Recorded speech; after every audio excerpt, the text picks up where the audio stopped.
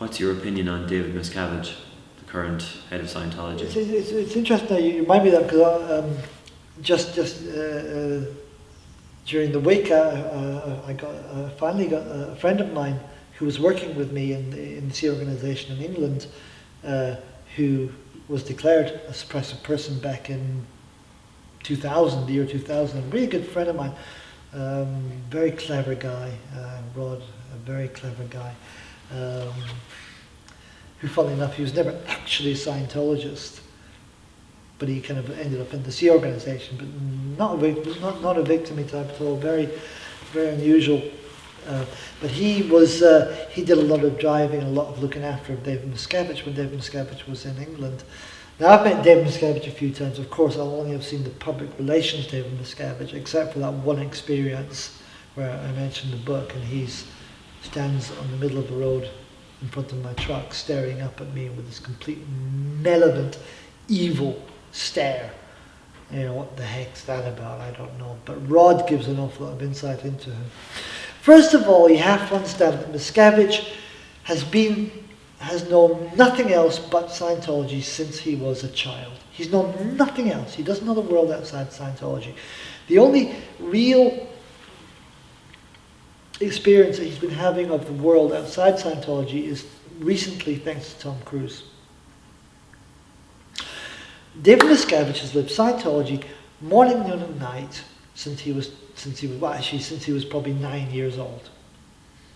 And he's been in the C organisation since he was 12. And he was trained directly by Hubbard. I think Hubbard pointed to him as his successor. So Miscavige's life is very shallow. He's an extremely violent, aggressive man. He screams and he shouts and he throws chairs at people and he jumps up on tables and he beats people. He's a very small man. He's about 5 foot tall. He's he's a slightly tall dwarf. He wears big lifts in his shoes. He's a very sharp guy. I don't know if he must be a very intelligent man, but it's all wrapped up in Scientology. He doesn't have intelligence outside of Scientology. Rod gave an interesting insight. All the international executives, he was driving a bunch of them in a car. Rod said, look, every year they come to St. Helens, do this huge big IS event, right? After the event, these execs would, take a bit of chill out time, right? People like Rod would be driving, and he had him in the car, people carrying him. There's this humpback bridge, right? And Miscavige in the front and the other senior execs in the back, and Miscavige says, Rod, drive over the bump. He's like a kid, right? Now, Miscavige at that stage would have been about, would have been in his late 30s, right? Come on, drive over the bump. Like fucking kids, Rod was saying, right? And so he does, and goes, bam, slams the car on the road. Yeah, they're like fucking kids, you know what I mean?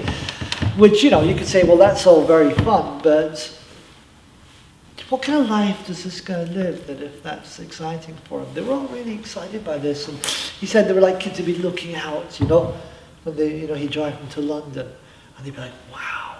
It was like they were being let out. So Hubbard obviously lived the complete Sea Org life like I was living. Miscavige lived the complete Sea Org life like I was living all the time. Now, since he's been working with Cruise, he's completely changed. And what he's done now, he fired all the execs, like my marketing area that I was working in, he put all those people on the RPF, all the senior execs who used to work with, like the Mark Yeagers and Heber Jensen's, they're all in this horrible little compound. They've all been SP declared, but they've been kept in prison in this base in Hemet. The reason being because they know all the inside stories, so they're not being let out. So they're declared, and they have to get themselves undeclared while slaving away in this little thing. Anyway, that's another story. But Miscavige decided that Cruise was his answer to everything, and Cruise obviously latched on to Miscavige, as you can see in those videos on YouTube. Now it's all gone horribly wrong, so I don't know what the outcome of that's going to be, but Miscavige wasn't very, very unusual. at the New Year's event that Scientology does every year. There was no Miscavige, it was Tommy Davis. So I don't know, there's something funny going on there. Anyway, whatever. But that's Miscavige. He's a very damaged man. He's a very institutionalized man. He's a very dangerous man. He has no moral compass. The only moral compass he's got is Scientology. And Scientology has only got ethics. Will only have ethical considerations to inside of Scientology, not to outside, because you're all wogs. Anybody's watching this is a wog. I'm a degraded being and an SP. We can be destroyed.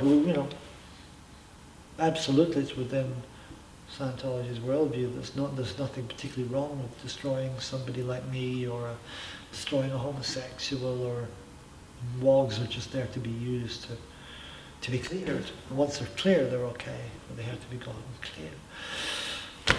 That's all I can say about Miscavige. I mean, there's a huge amount of power vested in that man, and he's an unbalanced man. That's a dangerous combination. If there's anybody in or considering the Church of Scientology that's actually watching this, what would you have to say to them?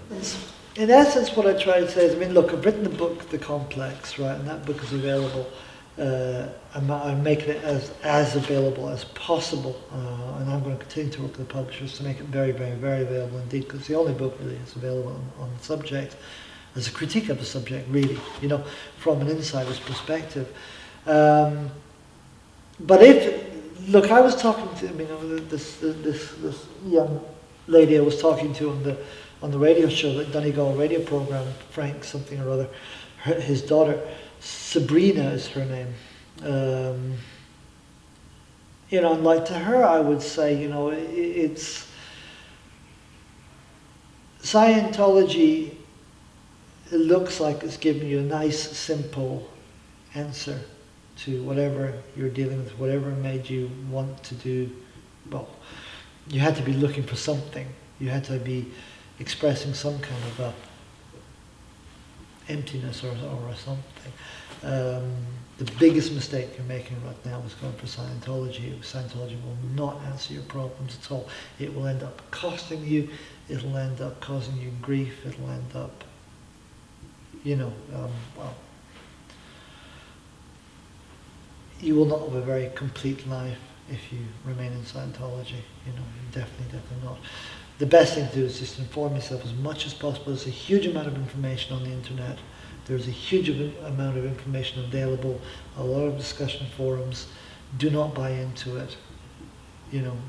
Go to university, study psychology, study philosophy, study English and history. You'll learn so much more about problems and whatever you're dealing with in life by doing that than you will in just ruining your life by doing Scientology. Same reason I'd say don't do drugs, don't do Scientology.